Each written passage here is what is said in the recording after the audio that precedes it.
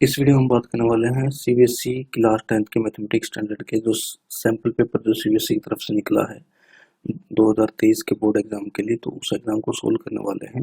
तो इसमें section A हमने लिया है जो कि एक नंबर के जो 20 क्वेश्चन रहते हैं, तो उसके क्वेश्चंस को हम सोल्व करने वाले हैं। तो सेक्शन ए का है एमसीक्यू टाइप क्वेश्चन है। तो ये क्वेश्चन क्या है देखते हैं। इसमें क्वेश्चन में बोल रहा है let a and b two positive integer, यानी कि ए और बी दो पॉजिटिव इंटीजर है इस तरीके से कि ए की वैल्यू कुछ दे रखी है, बी की वैल्यू दे रखी है, जहां पर पी और क्यू क्या है, पी और क्यू प्राइम नंबर्स हैं। और हमें दिया गया कि एचसीएफ जो है ए और बी का एचसीएफ है p raise to power m q raise to power n, LCM है ए और बी का पी की पावर आर क्यू की पावर एस। तो हमें इस चीज की वैल्यू निकालनी है m plus n r plus s. तो इसकी वैल्यू क्या रहेगी हमें बताना है। तो देखिए इस क्वेश्चन को समझते हैं। क्वेश्चन किस तरीके से करना है।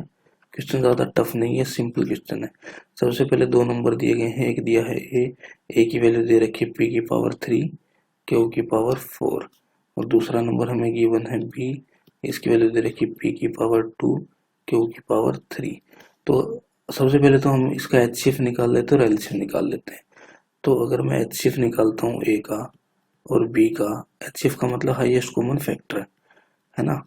तो दोनों में सबसे बड़ा जो कॉमन चीज आ रही है वो निकाल लेते हैं इसमें, और इसमें सबसे बड़ा जो कॉमन आ रहा है वो निकाल लेते हैं।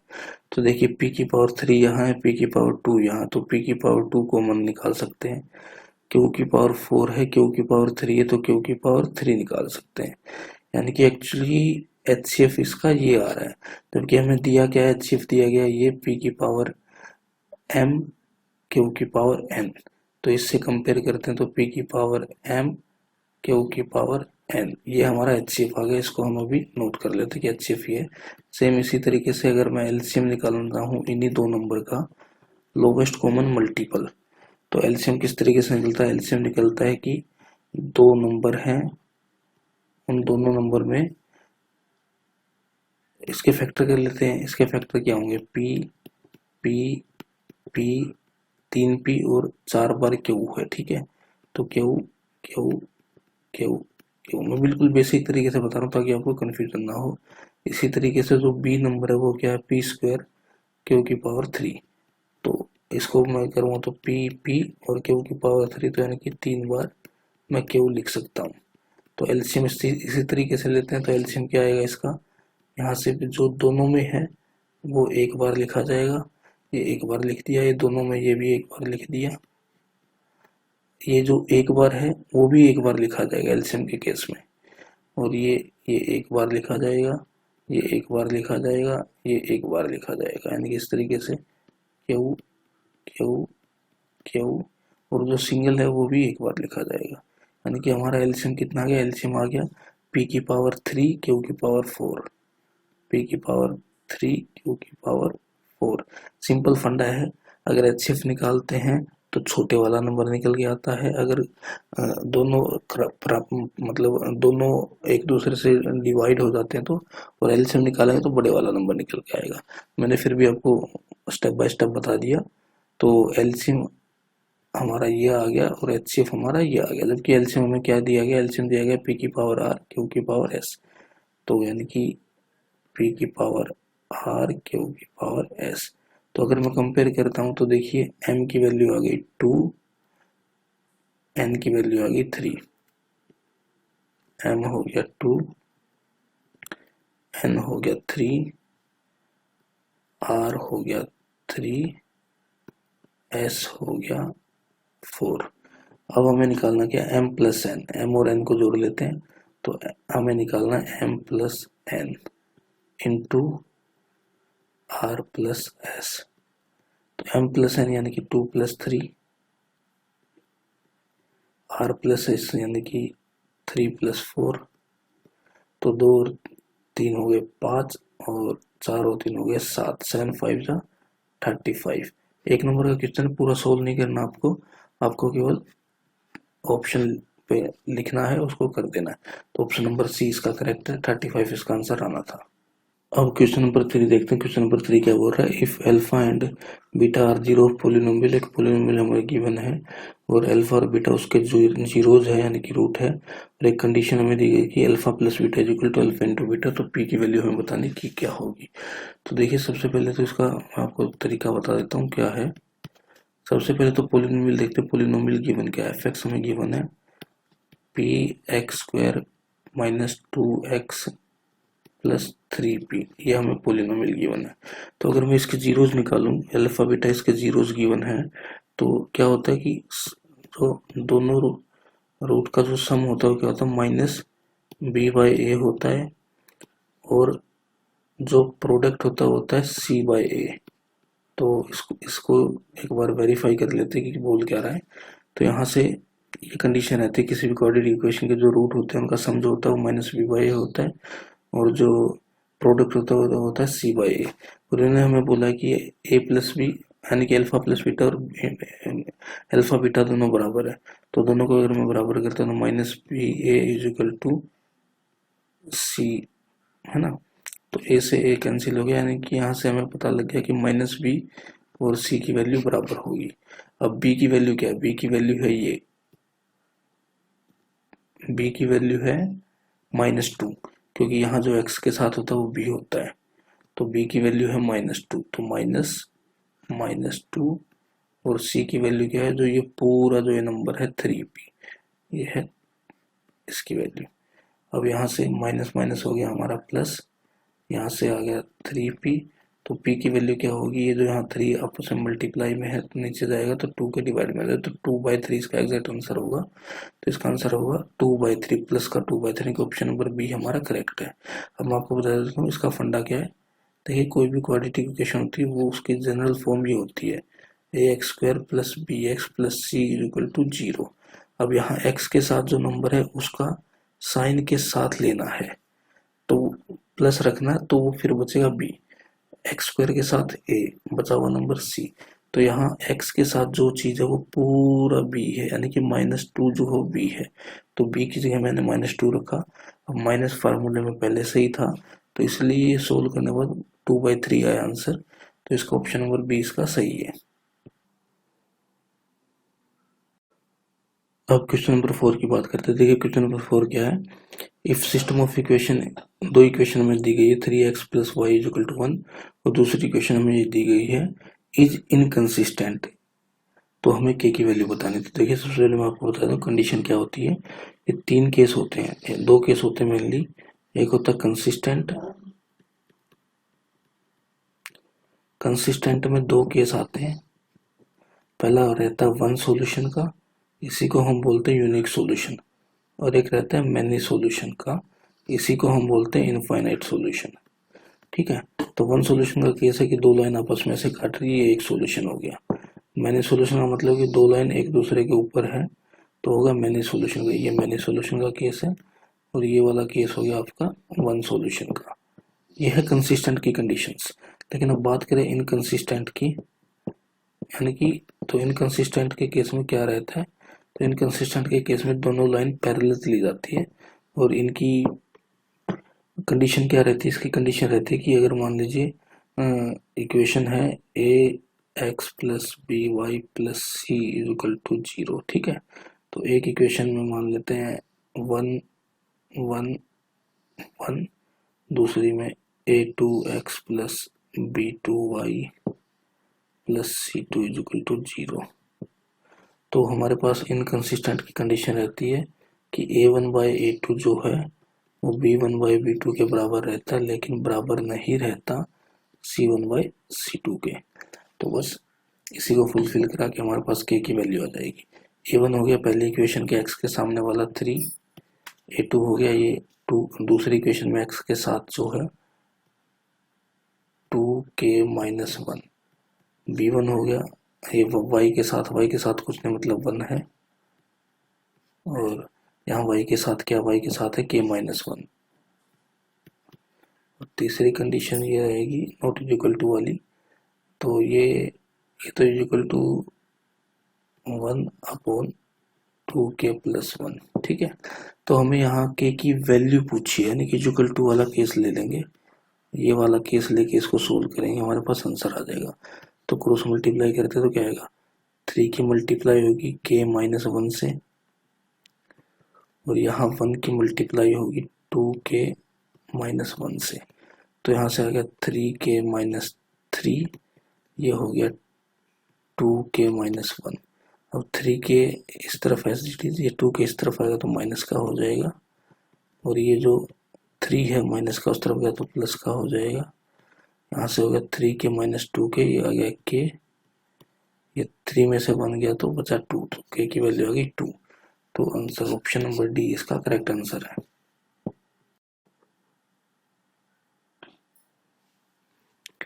अब बात करते हैं क्वेश्चन नंबर 5 की, भी एमसीक्यू क्वेश्चन है। तो देखिए क्वेश्चन क्या बोलता है, if the vertices of parallelogram P Q R S taken in order R P के, ये है क्यू आर, और हमें फोर्थ वर्टेक्स बताना है क्या है, यानी कि एक पैरेललोग्राम हमें गिवन है, एक पैरेललोग्राम है, इसके वर्टिसेस ये पी क्यू आर और एस, ठीक है। तो पी हमें गिवन है 3,4 कोऑर्डिनेट ज्योमेट्री का क्वेश्चन है, क्यू हमें गिवन है -2,3, आर हमें गिवन है -3,-2, और एस हमें बताना है। तो एस को हमें एक्स और वाई मान लेता हूँ, ठीक है। तो देखिए सिंपल फंडा, ज़्यादा कुछ नहीं सोचना है। इसका लॉजिक क्या लगेगा, लॉजिक ये लगेगा कि पी और आर लाइन का जो मिड पॉइंट होगा, पी और आर लाइन का जो मिड पॉइंट होगा ये वाला, ये एस और क्यू का भी मिड पॉइंट होगा। तो मिड पॉइंट का फार्मूला क्या रहता है, मिड पॉइंट का फार्मूला रहता है कि मान लीजिए एक x1 y1 कोऑर्डिनेट है और एक x2 y2 कोऑर्डिनेट है, ठीक है। ये सपोज करते हैं ए है, ये बी है, एक लाइन बना रहे हैं। तो इसका मिड पॉइंट निकालना, तो क्या करना है, इसका मिड पॉइंट का फार्मूला रहेगा x1, दोनों x को जोड़ दो और आधा कर दो, दोनों y को जोड़ दो और आधा कर दो। तो देखिए सबसे पहले तो आपको ये क्वेश्चन करके नहीं दिखाना, आपको केवल टिक करना है, इसलिए ज़्यादा लॉन्ग में आपको बताऊं वो उसका बेनिफिट ज़्यादा है नहीं, फिर भी मैं आपको फंडा बता देता हूँ। यानी कि इस पी और क्यू, पी और आर का मिड पॉइंट निकालना है, ये वाला पॉइंट। तो इस तरीके से निकलेगा, ये निकलेगा इस 3 में 3 को जोड़ा, -3 को, तो 0 का आधा करा तो 0 आ गया। इस 4 में -2 को जोड़ेंगे तो 2 आ गया, 2 का आधा गया तो 1 आ गया, ठीक है। अब ये x और इसको जोड़ेंगे और आधा करेंगे तो 0 आना चाहिए, यानी कि अब इसको मैं o बोल देता हूँ। तो x प्लस -2/2 जो मैं करूँगा तो वो 0 के बराबर आना चाहिए। तो यहाँ से मेरे को x की वैल्यू मिल जाएगी, और सेम इसी तरीके से y के लिए क्या करूँगा, y प्लस, यानी कि इस लाइन का मिड पॉइंट मैं निकाल रहा हूँ, तो y प्लस 3 और इसको आधा कर दूंगा तो ये मेरा 1 के बराबर आना चाहिए। क्योंकि फंडा ये है कि इस लाइन का मिड पॉइंट निकाल लेंगे और इसका मिड पॉइंट, अगर दोनों मिड पॉइंट सेम होने चाहिए। तो पी और आर का यूज करके इसका मिड पॉइंट निकाल लिया, अब इस मिड पॉइंट का यूज करके इसके कोऑर्डिनेट निकाल लेते हैं। तो यहाँ से y की वैल्यू कितनी आएगी, 2 ऊपर जाएगा, 1 के साथ मल्टीप्लाई हो जाएगा, 2 हो जाएगा। तो y प्लस 3 इक्वल टू 2, 3 इस तरफ प्लस का उस तरफ गया तो माइनस का होगा, 2 में से 3 माइनस होगा तो माइनस का 1 आ गया, यानी कि y माइनस का 1 आ गया। अब माइनस का 1 y दो केस में है, इसमें और इसमें, तो अब x की भी वैल्यू निकालनी पड़ेगी। तो x की वैल्यू के लिए यहाँ इसको सोल्व करते, 2 नीचे डिवाइड में ऊपर जाएगा, 0 के साथ मल्टीप्लाई में होकर 0 हो जाएगा। तो यहाँ से बचा है plus minus minus, x -2 equal to 0, x की वैल्यू आ गई 2। तो इस तरीके से मेरे पास कोऑर्डिनेट क्या मिला, और ये मिला 2, -1। तो ये फंडा आया मेरे पास, एस पॉइंट के कोऑर्डिनेट आ गए 2, -1, यानी कि ऑप्शन नंबर सी इसका करेक्ट आंसर है। तो इसके पीछे का लॉजिक आपको पता होना चाहिए कि क्वेश्चन हो कैसे रहे, वैसे एमसीक्यू टाइप क्वेश्चन आपको केवल टिक करना है। अब नेक्स्ट क्वेश्चन देखते हैं। देखिए क्वेश्चन क्या है, ज्योमेट्री का क्वेश्चन है। क्वेश्चन में बोला गया है कि ए बी सी और पी क्यू आर 2 ट्रायंगल है। सपोज करते 2 ट्रायंगल है, एक ट्रायंगल में मान लेता हूँ ए बी सी, ए बी सी, एक ट्रायंगल मान लेता हूँ पी क्यू आर। 2 ट्रायंगल है, तो दोनों ट्रायंगल जो है आपस में सिमिलर है, तो सिमिलर है दोनों ट्रायंगल। और इन्होंने बोला कि ए एम और पी एन आर एल्टीट्यूड है, यानी कि ए से एम एल्टीट्यूड है, एल्टीट्यूड यानी कि जिस साइड पे गिरेगी 90 डिग्री का एंगल बनाएगी। इसी तरीके से पी से एन एल्टीट्यूड है क्यू आर साइड पे। तो अब हमें रेशो गिवन है कि ए बी का स्क्वायर अपॉन पी क्यू का जो स्क्वायर है वो है 4/9। ठीक है, तो हमें रेशो क्या बताना है कि A M by P N का रेशो बताना है, कि दोनों एल्टीट्यूड का रेशो कितना होगा। तो देखिए ये एक प्रॉपर्टी बोल सकते हैं, आप थ्योरम बोल सकते हैं कि किसी भी कभी भी दो ट्रायंगल सिमिलर होते हैं तो उनकी साइड्स का जो रेशियो होता है, यानी कि इस ट्रायंगल में ए बी और पी क्यू का जो रेशियो होगा, इस साइड का और इस साइड का जो रेशियो होगा, वही रेशियो इनकी एल्टीट्यूड्स का होगा। तो A M by P N है ना। तो अब ए बी और पी क्यू के स्क्वायर का जो हमें रेशियो गिवन है वो 4/9।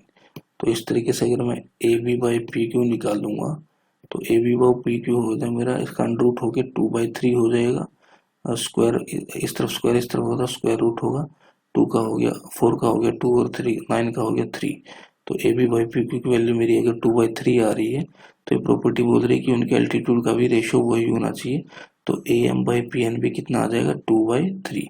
तो इसका ऑप्शन सही है, ऑप्शन नंबर डी 2/3। तो इस तरीके से हमें क्वेश्चन करना था। क्वेश्चन नंबर 7 देखते हैं। क्वेश्चन नंबर 7 क्या बोल रहा है, ये बोल रहा है कि अगर x tan 60 cos 30 is equal to sin 60 cot 60, तो हमें x की वैल्यू बतानी कि x एक्चुअली है क्या। तो देखिए सिंपल सा फंडा है, इसको सिंप्लीफाई कर लेते हैं थोड़ा सा, वैल्यू पुट नहीं करेंगे। हमें जो गिवन है x into tan 60 cos 60 sin 60 cot 60, ये हमें गिवन है 60 है।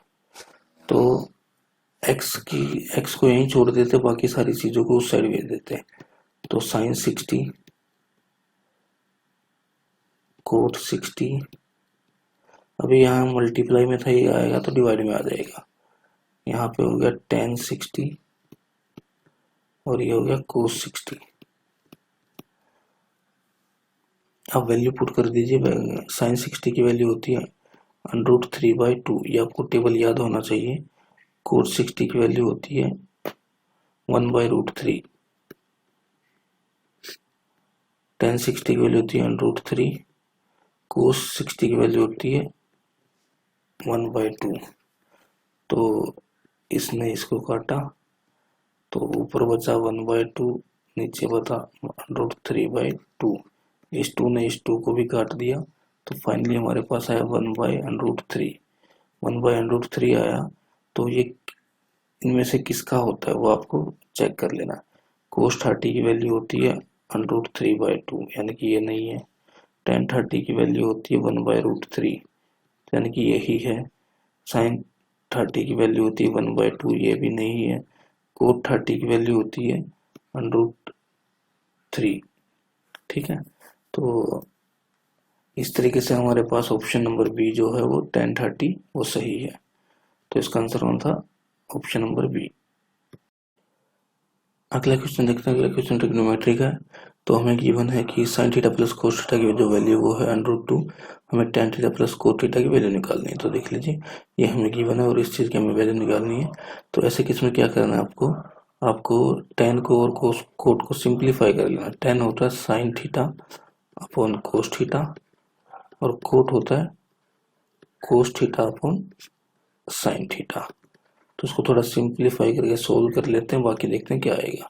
तो इसका अगर मैं एलसीएम ले लेता हूँ, यहाँ आ गया मेरे पास sine theta into cos theta. तो यहाँ इस एलसीएम को जब डिवाइड किया कोस थीटा से, तो कोस से कोस कटा, ऊपर आ गया मेरा साइन स्क्वायर थीटा। इस साइड यहाँ आ गया कोस स्क्वायर थीटा। किस तरीके से, इस एलसीएम को जब साइन से डिवाइड करूँ, साइन से साइन कटेगा, कोस बचेगा, कोस के ऊपर मल्टीप्लाई तो कोस स्क्वायर हो गया। अब साइन स्क्वायर थीटा और कोस स्क्वायर थीटा तो 1 होता है, ये फॉर्मूला होता है, आइडेंटिटी होती है, बचा 1 अपॉन ये होता है sine theta into cos theta. अब sine theta into cos theta इसकी वैल्यू है। अब ये कुछ इस टाइप का क्वेश्चन हो गया कि a प्लस बी आपको गिवन है √2 और आपको वैल्यू निकालनी है 1/AB की, है ना, क्योंकि ये साइन हो गया, बी कोस हो गया, और यहाँ से भी ये ए बी के फॉर्मेट में आ गया, तो इसकी आपको वैल्यू चाहिए है। तो सिंपल फंडा है, एक फॉर्मूला हम लगा लेते हैं कि ए प्लस बी का whole square, A plus B का होल स्क्वायर का मैं फॉर्मूला लगाता हूँ, क्या हुआ, A square plus B square plus 2ab। तो यहाँ से इस चीज़ की वैल्यू निकालने की कोशिश करेंगे। अब a प्लस बी की वैल्यू मेरे को गिवन है √2, ये हो गया √2 का हो गया स्क्वायर, और a square plus B square मेरे को पता है कि a अगर साइन है, b अगर कोस है, तो ये हमेशा 1 ही आएगी। अब बचा यहाँ से 2ab, अब यहाँ से √2 का स्क्वायर हुआ तो आया 2, यहाँ से 1 प्लस 2ab। अब 1 उस साइड गया तो माइनस हो गया, 2 में से 1 गया तो 1 बचा, यहाँ से बचा 2ab। अब मेरे पास यहाँ से a, इसको मैं ab को अगर नीचे ले जाता हूँ तो बचा क्या, 1/ab इज इक्वल टू 2, यानी कि 1/ab की वैल्यू मेरे पास 2 आ गई, और इसी चीज़ की तो वैल्यू मेरे को निकालनी थी, यानी कि इसका भी ऑप्शन नंबर बी सही है, क्योंकि 1/ab मैंने इसको जो सोल्व किया था, इसको थोड़ा सिंप्लीफाई किया था, तो वो 1/ab के बराबर आ रहा था, तो 1/ab की वैल्यू मैंने निकाली 2, तो इसका आंसर आ गया 2। तो इस तरीके से आपको करना है। तो अगर आपके पास कोई दूसरी शॉर्ट ट्रिक है तो आप डायरेक्ट वैल्यू पुट करके या कि थीटा को कुछ मान के तो भी आप कर सकते हैं, तो वो सबसे बढ़िया है, ठीक है, जो आपको ठीक लगे उस तरीके से आप कर सकते हैं। अगला क्वेश्चन देखते हैं, ट्रिग्नोमेट्री का क्वेश्चन और ज्योमेट्री का क्वेश्चन है। तो देखिए ज्योमेट्री का क्वेश्चन है, बेसिकली आपको मोटा मोटा मैं समझा देता हूँ बोला क्या गया है। एक ट्रायंगल है जिसमें डी ई और बी सी पैरेलल है, तो बीपीटी से और या फिर आप बोल सकते हैं थेरेस थ्योरम से रिलेटेड क्वेश्चन है, जिसमें ये जो चीज़ है ये ए दे रखी है, ई सी बी दे रखी है, डी ई को एक्स और इसको बी सी को वाई बोला है। तो हमें बताना है कि इसमें से कौन सी चीज़ सही है। तो देखिए कभी भी कोई एक ट्रायंगल होता है, ठीक है, कोई एक ट्रायंगल है, और अगर ये चीज़ इसके पैरेलल है, ये साइड इसके पैरेलल है, और ये इनको कुछ डिवाइड कर रही है किसी रेशो में a/b, और इसकी अगर लेंथ x है, इसकी लेंथ y है, तो आपको सिंपल फंडा याद रखना है कि ऊपर वाला हिस्सा और इसके नीचे वाली साइड की मल्टीप्लाई, यानी कि a इंटू वाई, और इनके जो डिवीजन हुआ है उसका जोड़, तो इसके बराबर रहता है हमेशा ये इस साइड की वैल्यू। दोबारा बता देता हूँ आपको, यानी कि जो साइड डिवाइड कर रही है, जो साइड डिवाइड कर रही है उस साइड की जो वैल्यू होगी वो बराबर होगी अपर पार्ट, अपर जो पोर्शन बन रहा है वो बाय जो लोअर साइड है उसकी मल्टीप्लाई, और दोनों पोर्शंस के जोड़ के। तो ज़्यादा डिटेल में नहीं जा रहा हूँ क्योंकि एक नंबर का क्वेश्चन, तो ऑप्शन नंबर सी इसका सही रहना है। इस तरीके से आपको क्वेश्चन करना है। नेक्स्ट क्वेश्चन देखते हैं, ज्योमेट्री से रिलेटेड क्वेश्चन है, ये भी सिंपल क्वेश्चन है, कोई ज़्यादा हार्ड क्वेश्चन नहीं है। ए बी सी डी एक ट्रेपेजियम है, सपोज करते हैं एक trapezium A B C D, जिसमें जो ए डी और बी सी पैरेलल है, ए डी और बी सी पैरेलल है, ठीक है, और ये एक ट्रेपेजियम बना दिया है, सपोज करते हैं कुछ ऐसा ट्रेपेजियम बना दिया, ये ए बी सी डी, जो ए डी साइड है वो पैरेलल है बी सी के, यानी कि ये साइड पैरेलल है इस साइड के। अब हमें डायगोनल देगी ये ए सी ये डायगोनल होगी, और बी डी ये डायगोनल होगी, दोनों एक दूसरे को काट रही है ओ पॉइंट पे, ये दोनों ये यहाँ काट रही है, ये पॉइंट नंबर ओ पॉइंट है। अब हमें क्या बोला है कि एओ का और ओसी का जो अनुपात है, जो रेशो है, वो डीओ और ओबी के अनुपात के बराबर है, और वो है 1/2। तो हमें बताना है बीसी की लंबाई कितनी होगी, इस साइड की लंबाई कितनी होगी, ये जो साइड होगी कितनी होगी। तो हमें गिवन क्या है, ये गिवन है कि ये 4 है, ठीक है। तो देखो सिंपल फंडा है, ज़्यादा इसमें कुछ थ्योरी है नहीं।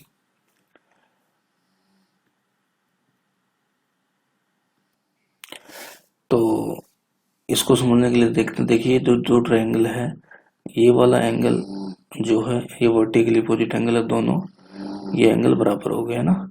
अब ये एंगल जो है ये इसका अल्टरनेट एंगल है, तो ये बराबर हो गए। अब सिंपल फंडा है कि किसी भी ट्रायंगल में दो एंगल बराबर हो जाते हैं कि नहीं, दो ट्रायंगल में तो दो ट्रायंगल आपस में सिमिलर हो जाते हैं। यानी कि ट्रायंगल ए ओ डी जो है वो सिमिलर हो गया ट्रायंगल बी ओ सी के। तो सिंपल सा फंडा, इनकी साइड का रेशियो जो होगा वो ऑटोमेटिक प्रोपोर्शन में होगा। सिमिलर ट्रायंगल का फंडा यही होता है। अब इसका एओ का एओ का एओ का और ओसी का रेशियो क्या है, ये एओ साइड है, ये ओसी साइड है, ये इसका रेशियो अगर 1/2 है, जो कि दे रखा है, तो इस एडी का और इस बीसी का रेशियो कितना होगा, ये भी 1/2 ही तो होगा, क्योंकि दोनों ट्रायंगल सिमिलर हो चुके हैं। अब एडी की वैल्यू 4 दी गई है, यहाँ 4 रखूंगा तो क्रॉस मल्टीप्लाई करते ही बीसी की वैल्यू मेरे पास आ जाएगी 8 सेंटीमीटर। तो इस तरीके से क्वेश्चन करना था। ऑप्शन नंबर सी इसका सही आंसर है। क्या बोलता है देखिए, जो क्वेश्चन है इसमें क्या गिवन है, हमें इसमें गिवन है कि हमारे पास जो एक सर्कल गिवन है, if two tangent inclined at angle of 60 degree are drawn to a circle of radius 3। यानी कि एक सर्कल है, एक्सपोज करते हैं एक सर्कल है जिसका रेडियस है 3, ये रेडियस मान लीजिए 3 है। तो अब क्या बोला हुआ है कि दो टेंजेंट है, मान लीजिए एक टेंजेंट ये है, एक टेंजेंट ये है, दो टेंजेंट है। तो ये दो जो टेंजेंट है ये आपस में 60 डिग्री का एंगल बना रही है, ठीक है। ये एंगल जो है 60 डिग्री है, ये एंगल 60 डिग्री है। अब हमारे से बोल रहा है कि हर टेंजेंट की लंबाई कितनी होगी, हमें बताना है। हमें केवल एक ही चीज गिवन है कि जो सर्कल का रेडियस है वो 3 सेंटीमीटर है। सर्कल का रेडियस 3 सेंटीमीटर है। अब क्या करते हैं, इसको मैं ज्वाइन कर देता हूँ। तो देखिए, अगर इसको ज्वाइन करता हूँ तो ये भी रेडियस है, और इसको मिड से यहाँ मिला देते हैं।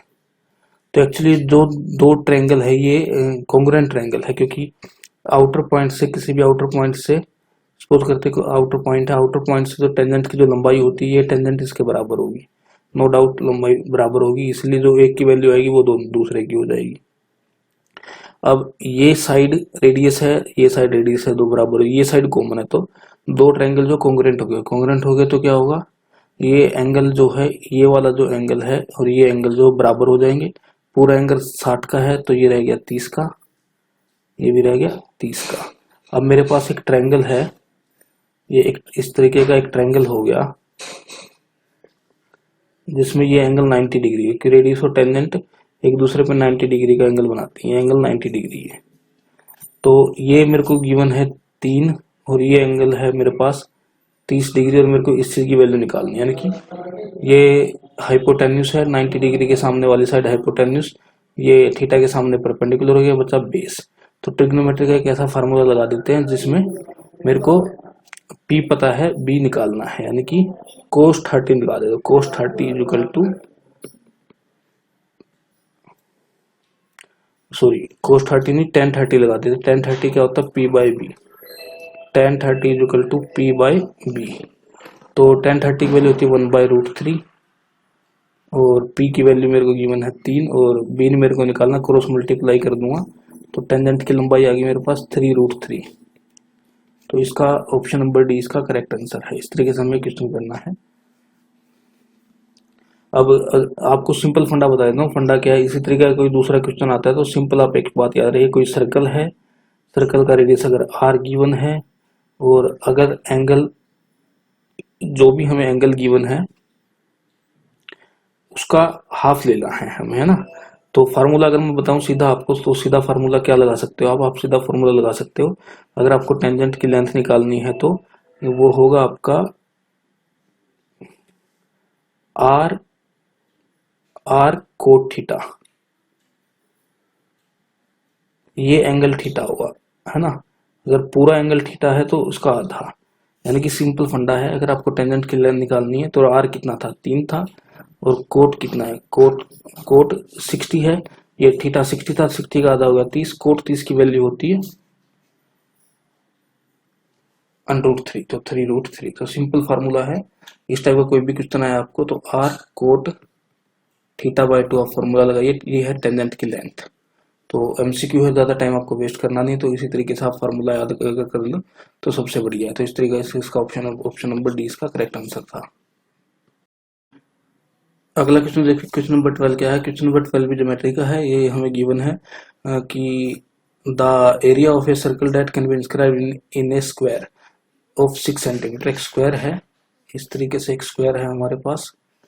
तो इस स्क्वायर के अंदर एक सर्कल अगर आए तो उस सर्कल का एरिया कितना होगा, और अगर स्क्वायर की जो साइड हमें गिवन है वो 6 है।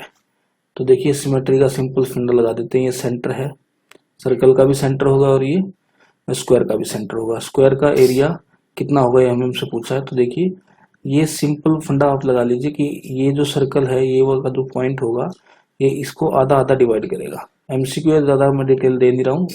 ये नीचे वाला हिस्सा 3 हो गया, ये वाला हिस्सा 3 हो गया, ये वाला हिस्सा भी 3 हो गया, ठीक है। तो जब यहाँ सेंटर से लेके ये वाली साइड 3 हो गई और यहाँ से लेके ये वाली साइड 3 हो गई, यानी कि सिंपल है फंडा कि सर्कल का रेडियस कितना हो गया। सर्कल का रेडियस हो गया हमारे पास 3 सेंटीमीटर। सर्कल का रेडियस 3 सेंटीमीटर, तो एरिया का क्या फार्मूला होता है, area of circle. Area of circle का फार्मूला होता है हमारे पास पाई आर स्क्वायर। तो पाई की जगह पाई आर है हमारे पास 3, तो 3 का स्क्वायर है तो 9 पाई स्क्वायर इसका आंसर आ गया, 9 पाई स्क्वायर। और 9 पाई सेंटीमीटर स्क्वायर। तो ऑप्शन नंबर इसका डी सही है, ऑप्शन नंबर डी। अगला क्वेश्चन देखते हैं। अगला क्वेश्चन क्या है, हमें गिवन है ये क्वेश्चन भी ज्योमेट्री मेंसुरेशन का क्वेश्चन है। The sum of length breadth and height of a cuboid. ये क्यूबॉइड है, इस तरीके की एक फिगर है। क्यूबॉइड जो रहती है, क्यूबिकल नहीं, क्यूबॉइडल शेप की एक फिगर है, जैसे कि कोई बॉक्स हो गया या फिर ब्रिक हो गई, ईंट हो गई, इस टाइप की फिगर है, ठीक है। हमें लेंथ ब्रेथ और जो हाइट है इसका जो सम दिया गया है, ये दिया गया है 6√3 सेंटीमीटर हमें गिवन है।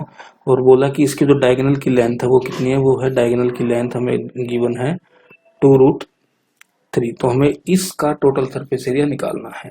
तो सबसे पहले मैं आपको बता दूं, किसी भी क्यूबॉइड का टोटल सरफेस एरिया क्या होता है, वो होता है 2 into LB plus BH plus HL। ये होता है टोटल सरफेस एरिया क्यूबॉइड का। तो सबसे पहले तो हमें LBH अगर पता हो या फिर कोई रिलेशन पता तो ही हम निकाल सकते हैं। तो डायगोनल का फार्मूला क्या होता है, डायगोनल का फार्मूला रहता है क्यूबॉइड के केस में L square plus B square plus H square. इस चीज की वैल्यू हमें गिवन है, इसका अंडर रूट, ये होता है डायगोनल, और डायगोनल गिवन है इतना। तो दोनों साइड का स्क्वायर हो जाएगा, तो मेरे पास क्या आ जाएगा, मेरे पास आ जाएगा L square plus B square plus H square equal to, ये हो गया 2 का स्क्वायर 4 और इसका हुआ तो 3 यानी कि 12। यानी कि इस चीज की वैल्यू मेरे पास पता है, ये मेरे को पता है, मेरे को ये निकालना। तो फार्मूला लगा देते हैं सिंपल कि A plus B plus C का होल स्क्वायर। ये क्या होता है, A square B square C square plus 2AB BC और CA। अब इस फॉर्मूले को देखूं तो मेरे को मोटी मोटी सिंपल बात नजर आ रही है कि ये जो चीज है ये ही टोटल सरफेस एरिया है। तो इसकी वैल्यू निकाल लेते हैं। इसकी वैल्यू कैसे निकलेगी कि LB और H जो है उसका जो सम है उसका स्क्वायर करना है। तो सम मेरे पास ये है, इसका स्क्वायर करूंगा तो 6 का स्क्वायर होगा 36 और 3 का स्क्वायर √3 का स्क्वायर 3 हुआ। 36 को 3 से मल्टीप्लाई किया तो मेरे पास आया 108। 108 इस साइड 108 हो गया। और L square plus B square plus H square की जो वैल्यू है, जो इसका तीनों का जो जोड़ है वो 108 में से माइनस हो जाएगा, इस साइड जाएगा तो। और ये जो जोड़ मैंने निकाला था यहाँ से 12, तो 108 में से जैसे ही 12 माइनस करेंगे तो उसका टोटल सरफेस एरिया आ जाएगा। लास्ट डिजिट है 6 और 10 में से 1 गया 9, तो 96 centimetre square. Option number C is correct. तो इस तरीके से क्वेश्चन करना है, MCQ है, लेकिन आपको पता होना चाहिए कि निकालना कैसे, कम समय में कैसे निकालना है। पूरा सोल्व करके दिखाने की जरूरत नहीं है, फटाफट आपको फटाफट कैलकुलेशन करनी है और इसको सोल्व करना है, ये पूरा करके दिखाने की जरूरत नहीं, लेकिन अगर आपको पैटर्न पता होना चाहिए। नेक्स्ट क्वेश्चन देखते हैं। क्वेश्चन क्या है कि हमें दिया गया है if difference of mode and median of A data is 24, difference of median and mean, यानी कि हमें मोड का और मीडियन का जो डिफरेंस दिया गया है वो दिया गया है, सॉरी मीडियन का जो डिफरेंस दिया गया वो दिया गया 24, और हमें निकालना क्या है, हमारे से पूछा मीडियन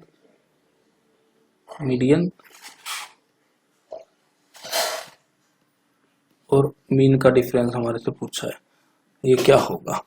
तो सिंपल सी बात है, हमें इसका एक रिलेशन पता है कि मोड क्या होता है। मोड जो होता है वो होता है 3 मीडियन माइनस 2 मीन,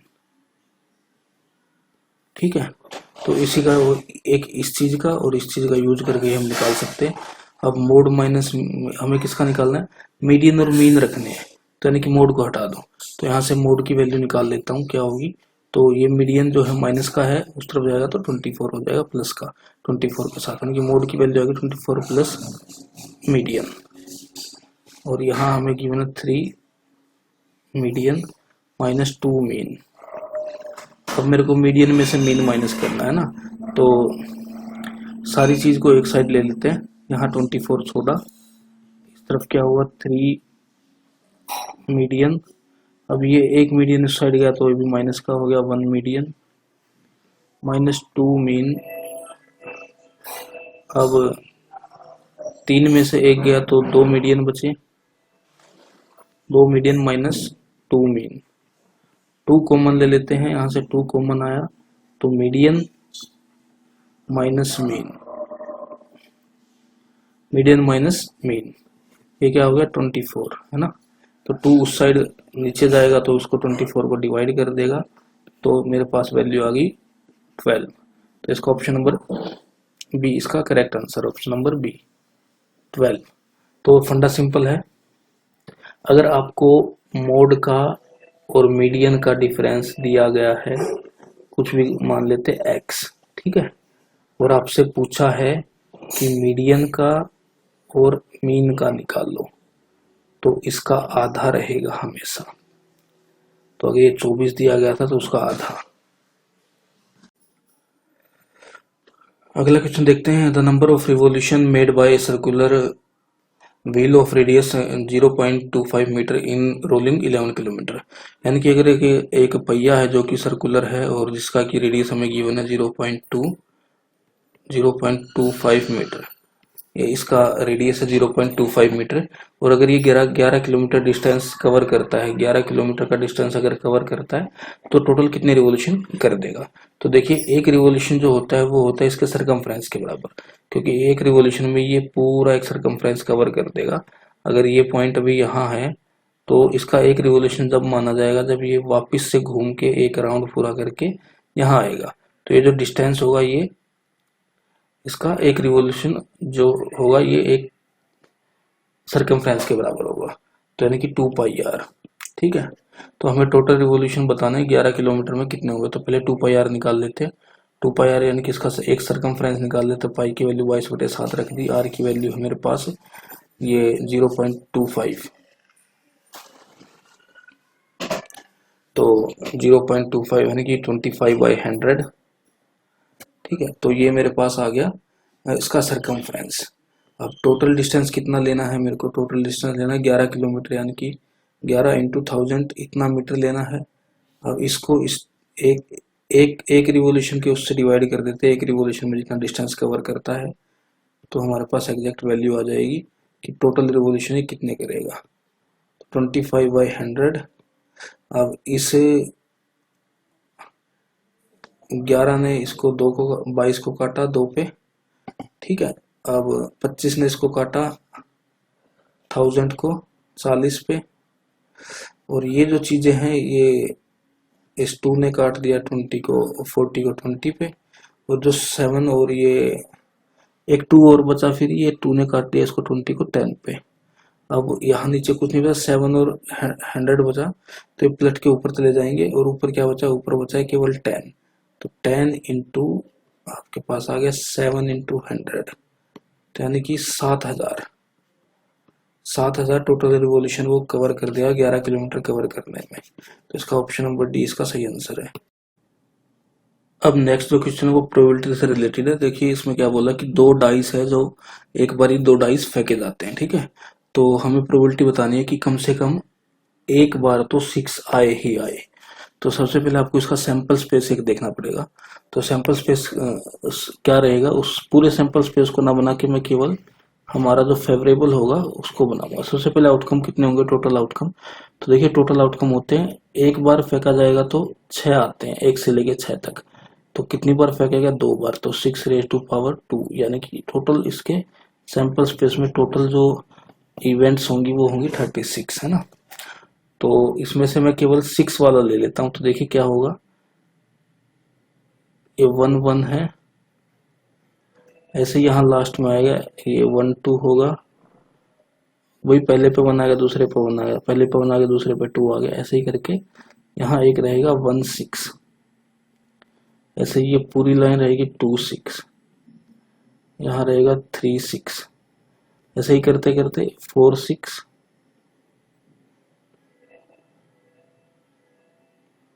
5 6 और 6 6, है ना। एटलीस्ट का मतलब समझते हैं, एटलीस्ट का मतलब क्या है। एटलीस्ट का मतलब कि कम से कम एक पर तो 6 होना ही होना चाहिए, 2 पर है, वेल एंड गुड। अब देखिए ये क्या हुआ, यह हुआ 2 1, इस तरीके की सीरीज रही होगी, आ गया ना।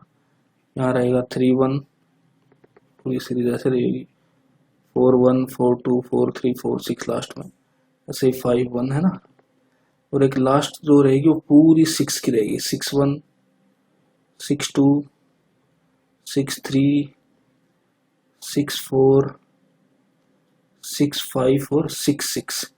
तो सिंपल सा फंडा है, हमारे फेवरेबल आउटकम क्या हो गए, ये हो गए, ये पूरी वर्टिकल लाइन और ये हॉरिजॉन्टल लाइन, ये 6 वाली पूरी लाइन और ये वाले 6 वाली पूरी लाइन। तो 6 और 6 12, लेकिन ये जो है 2 बार आ रहा है, तो यानी कि 1 2 3 4 5 6 और 1 2 3 4 5, यानी कि टोटल हमारे फेवरेबल हो गए। प्रोबेबिलिटी का फार्मूला लगा था फेवरेबल अपॉन टोटल, फेवरेबल हो गए हमारे 11, टोटल कितने 36। तो 11/36, ऑप्शन नंबर सी करेक्ट है। अगला क्वेश्चन देख लेगा, क्वेश्चन ट्रिग्नोमेट्री का, एमसीक्यू ये 1 नंबर का है। तो फटाफट देखते हैं किस तरीके से करना है। तो देखिए हमें एक वैल्यू गिवन है कि 5 10 बीटा की वैल्यू हमें 4 गिवन है, 5 10 बीटा की वैल्यू मेरे पास 4 गिवन है। मेरे को वैल्यू किस चीज़ की निकालनी है, 5 sign beta minus 2 cos beta upon 5 sign beta plus 2 cos beta, इस चीज की वैल्यू मेरे को निकालनी है। तो पहले मैं सिंपली ये करता हूँ, क्योंकि मेरे को वैल्यू गिवन है 10 बीटा की फॉर्म में, है ना। तो मैं क्या करता हूँ, मैं इस चीज की वैल्यू इस चीज को मैं 10 में कन्वर्ट कर देता हूँ। मैं क्या करता हूँ, नोमरेटर को और डिनोमिनेटर को डिवाइड कर देता हूँ, divide numerator and denominator by 2 cos beta, 2 cos beta से डिवाइड कर देता हूँ, क्योंकि ये हट जाएगा, यहाँ से हट जाएगा, बाकी देखेंगे क्या होता है। तो यहाँ पे आ गया ये 5 sign beta upon 2 cos beta minus 1, यहाँ आ गया, यहाँ क्या हुआ, ये हुआ 5 sign beta upon 2 cos beta plus 1। तो इस तरीके की चीज आ गई। अब साइन बीटा कोस बीटा तो मिलके आपका हो गया 10, ये भी नीचे भी 10, है ना। तो मेरे को क्या मिला, मेरे को वैल्यू मिली 5/2 10 beta minus 1 upon 5/2 10 beta plus 1। तो बस 10 बीटा की वैल्यू ले लेता हूँ, 10 बीटा की वैल्यू क्या 5/4, या 5 10 बीटा की वैल्यू है 4, तो यहाँ वैल्यू पुट कर देता हूँ 5 इंटू, सॉरी यहाँ वैल्यू 5 10 बीटा की वैल्यू रख दी मैंने 4, तो यहाँ से आया 4/2 माइनस 1, नीचे आया 4/2 प्लस 1, इसने 2 ने काटा 4 को 2 पे, इस 2 ने काटा 4 को 2 पे, तो मेरे को वैल्यू क्या मिली 2 माइनस 1 अपॉन 2 प्लस 1, यानी कि 1/3 is the correct answer. Option number A इसका सही है, 1/3। अब अगला जो क्वेश्चन वो असर्शन और रीजन बेस्ड क्वेश्चन है। तो देखिए इसमें बोला क्या गया है, मैं आपको बता दूं, 2 क्वेश्चन आपको एग्जाम में ऐसे मिलेगा, एमसीक्यू टाइप क्वेश्चन ही। इसमें बोला है, सबसे पहले डायरेक्शन देखते हैं कि क्वेश्चन 19 और 20 जो है उसमें एक असर्शन है और एक उसका रीजन है, ठीक है। तो हमें इसमें से करेक्ट ऑप्शन ढूंढना है। यानी सबसे पहले देखते हैं कि 2 नंबर है उनका प्रोडक्ट कितना है, यानी कि एक नंबर मान लिया ए है, एक नंबर बी है, दोनों की मल्टीप्लाई हमें इतनी दी गई है। अब दोनों नंबर का एचसीएफ हमें इतना दिया गया 17, तो उन्होंने बोला क्या एलसीएम इतना होगा। तो देखिए इसका सिंपल फंडा रहता है कि एलसीएम और एचसीएफ की जो मल्टीप्लाई होती है वो दोनों नंबर की मल्टीप्लाई के बराबर होती है। अब दोनों की मल्टीप्लाई दे रखी है इतनी और उसका एचसीएफ दे रखा 17, तो इसको अगर 17 से डिवाइड करते तो हमारे पास आ जाएगा 340। 17 थी 51 बचा 6 और 17 चौक 68, 340, यानी कि ऑप्शन नंबर ये असर्शन तो ओके है, ये ठीक है, ये पूरी की पूरी स्टेटमेंट ठीक है। अब दूसरा इसका रीजन सुनते हैं कि ऐसा क्यों है। ये बोल रहा है कि एचसीएफ जो है वो हमेशा एलसीएम का फैक्टर रहता है। बात तो ये भी ठीक है कि एलसीएम एचसीएफ जो है हमेशा एलसीएम का फैक्टर रहेगा। एग्जाम्पल की मदद से मैं आपको बताया तो मान लीजिए एक नंबर 2 है, एक नंबर आपका 6 है, ठीक है।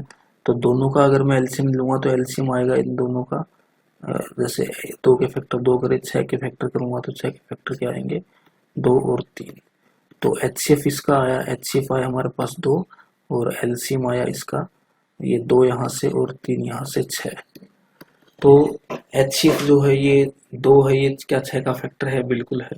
तो ऑप्शन इसका स्टेटमेंट तो ये भी सही है, लेकिन ये ऊपर वाले का करेक्ट रीजन नहीं है, क्योंकि ऊपर वाले का करेक्ट रीजन ये था, ये जो प्रॉपर्टी आइडेंटिटी आप कुछ भी बोल सकते हैं कि एलसीएम और एचसीएफ की जो मल्टीप्लाई होती है दोनों नंबर के मल्टीप्लाई के बराबर होती है। इसलिए जब दो नंबर का प्रोडक्ट ये दिया गया, एचसीएफ ये दिया गया, तो एलसीएम इतना होगा। तो यानी कि दोनों स्टेटमेंट सही है, लेकिन नीचे वाली जो स्टेटमेंट है, स्टेटमेंट आर जो है वो उसका एग्जैक्ट रीजन नहीं है। तो ऑप्शन बी सही हो गया, both statement assertion and reason are true and reason R is not correct explanation of assertion। तो ऑप्शन नंबर बी इसका आंसर है। अब नेक्स्ट क्वेश्चन देखते हैं। नेक्स्ट क्वेश्चन भी बिल्कुल स्टेटमेंट बेस्ड क्वेश्चन है। एक असर्शन दिया गया है और ये क्या है, if coordinate of mid point of side A B and A C of a triangle are this and this respectively, तो बी सी 20 यूनिट है। तो देख लीजिए सबसे पहले तो इसको समझते हैं थोड़ा। एक ट्रायंगल है ए बी सी ट्रायंगल है। ये बोल रहे हैं कि ए बी और AC साइड का जो मिड पॉइंट है उसके कोऑर्डिनेट हैं 3,5 और -3,-3। तो ये है आपका D, ये है आपका E। अब हमारे से पूछ रहा है, हमारे को बताएगा कि जो BC है वो 20 यूनिट है, यानी कि ये वाली साइड जो है 20 है। तो ये हमें इसको पहले कंफर्म करेंगे कि क्या ये बात सही है। तो सिंपल है, आप इसका टोटल डिस्टेंस निकाल लीजिए, ये डिस्टेंस कितना है, और मिड पॉइंट से गुजरने वाली जो लाइन होती है किसी भी ट्रायंगल के दो साइड्स के मिड पॉइंट से गुजरने वाली जो लाइन होती है वो तीसरी साइड के पैरेलल होती है, ठीक है। और तीसरी साइड से ये डबल रहेगी, वो हाफ रहेगी। तो इसका डिस्टेंस निकालते हैं कितना हुआ। तो डिस्टेंस फार्मूला क्या होता है, डिस्टेंस फार्मूला होता है x2 माइनस x1 का square plus y2 minus y1 का स्क्वायर का होल का अंडर रूट। तो इस 3 में से 3 माइनस किया तो 6 हुआ, -3 है ना, तो 6 का स्क्वायर प्लस 5 में से -3 ये किया तो 8 हो गया, 8 का स्क्वायर। तो यहाँ से क्या है 36 प्लस 64, ये आ गया आपके पास 100, और इसका जब अंडर रूट होगा तो ये आ जाएगा 10, यानी कि ये वाली साइड 10 हो गई, तो ये पूरी इसकी डबल हो जाएगी, यानी कि पहली स्टेटमेंट ओके है। अब दूसरा देखते हैं, the line joining the mid point of two side of a triangle is parallel to third side and equal to half of it. तो ये भी बिल्कुल प्रॉपर्टी होती है, एक थ्योरम भी है कि किसी ट्रायंगल की दो साइड के मिड पॉइंट को ज्वाइन करने वाली जो लाइन होती है वो तीसरी साइड के पैरेलल होती है और उसकी जो लंबाई होगी वो जो तीसरी साइड है उसके आधे के बराबर होगी। तो यानी कि जो स्टेटमेंट नंबर ए है वो तो करेक्ट है ही, अब उसका जो रीजन दिया गया वो भी करेक्ट है, क्योंकि ये इसके कोऑर्डिनेट्स गिवन थे तो मैंने कोऑर्डिनेट्स की मदद से इसका टोटल डिस्टेंस निकाला, 10 आया, तो जो नीचे वाली साइड इसकी डबल है 20, तो 20 हमें गिवन है कि स्टेटमेंट ए ओके है, आर भी ओके है और ये जो आर है इसका रीजन भी सही है।